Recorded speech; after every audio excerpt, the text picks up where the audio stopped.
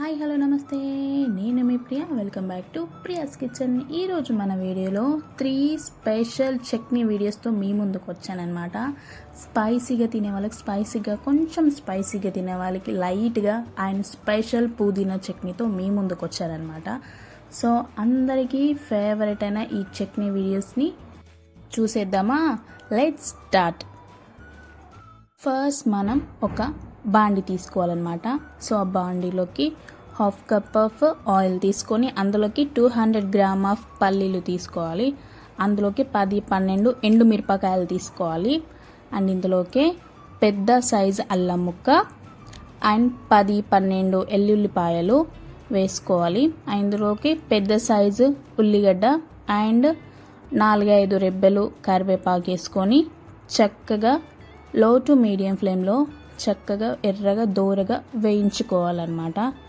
మనం ఇది కూడా ఈ పల్లీలు పొట్టు తీసుకుం కాబట్టి చక్కగా లో ఫ్లేమ్లో లోపలి దాకా ఫ్రై అయ్యేలాగా వేయించుకోవాలి. ఇందులోకి పెద్ద నిమ్మకాయ సైజ్ అంతా చింతపండు అండ్ అరకప్పు వరకు పుట్నాలు వేసుకొని చక్కగా ఫ్రై చేసుకొని టర్న్ ఆఫ్ చేసేసుకోవాలి ఫ్లేమ్. అండ్ దాన్ని చల్లగా అయ్యాక మిక్సీ జార్లోకి ట్రాన్స్ఫర్ చేసేసుకోవాలి. ఇలా ట్రాన్స్ఫర్ చేసేసుకున్నాక మనం ఇందులోకి తగినంత ఉప్పు, 2 టేబుల్ స్పూన్ ఆఫ్ సాల్ట్ వేసుకొని చక్కగా ఇలా స్మూత్ పేస్ట్లా వాటర్ కొద్దిగా యాడ్ చేసుకొని ఇలా స్మూత్ పేస్ట్లా చేసుకోవాలి. అండ్ నెక్స్ట్ దీన్ని మిక్సింగ్ బౌల్లోకి ట్రాన్స్ఫర్ చేసేసుకుందాం. అండ్ ఇలా ట్రాన్స్ఫర్ చేసేసుకున్నాక పైన పోపు యాడ్ చేసుకుంటే మన స్పైసీ పల్లి పచ్చడి రెడీ అయిపోయింది. ఇందులో మనం ఆనియన్ కూడా వేసుకోకపోతే మనం ఒక 1 వీక్ పాటు స్టోర్ చేసుకోవచ్చు. ఆనియన్ వేసుకుంటే తొందర ఖరాబ్ అవుతుంది. ఆనియన్ వేసుకోకపోతే చక్కగా 1 వీక్ పాటు స్టోర్ ఉంటుంది. సో నెక్స్ట్ లైట్గా స్పైస్ ఉండేలా పల్లి పచ్చడి చూపించబోతున్నాను అనమాట. ఇది కొంచెం స్పైసీగా ఉంటుంది, బాగా స్పైసీగా అస్సలే ఉండదు. చిన్నపిల్లలు కూడా ఈ చట్నీని ఈజీగా తినగలుగుతారు అనమాట. సో ఫస్ట్ ప్యాన్లోకి మనం ఒక 100 గ్రామ్ ఆఫ్ పల్లీలు తీసుకొని చక్కగా ఎర్రగా గోల్డ్ కలర్ వచ్చేంత వరకు ఫ్రై చేసుకోవాలన్నమాట. ఇవి లో టు మీడియం ఫ్లేమ్లోనే ఫ్రై చేసుకుంటే మనకి లోపటి దాకా కుక్ అయ్యి మంచి టేస్ట్ వస్తుంది అనమాట చట్నీకి. సో ఇలా పక్కకు తీసుకొని పొట్టు తీసుకొని పెట్టుకోవాలన్నమాట. సో అదే ప్యాన్లోకి కొద్దిగా ఆయిల్ యాడ్ చేసుకొని పెద్ద ఉల్లిపాయలు అండ్ పచ్చిమిర్చి, ఒక నిమ్మకాయ సైజ్ అంత చింతపండు అండ్ ఇందులోకే మనం కొద్దిగా కరివేపాకు వేసుకొని చక్కగా లో ఫ్లేమ్లో ఫ్రై చేసుకోవాలన్నమాట. ఇది కూడా హై ఫ్లేమ్ అస్సలు యూజ్ చేయొద్దు, లో టు మీడియం ఫ్లేమ్లోనే కుక్ చేసుకుంటే టేస్ట్ అనేది చాలా బాగుంటుంది చట్నీకి. సో ఇలా కుక్ అయ్యాక మనం ఇది మిక్సీ జార్లోకి ట్రాన్స్ఫర్ చేసేసుకున్నాం.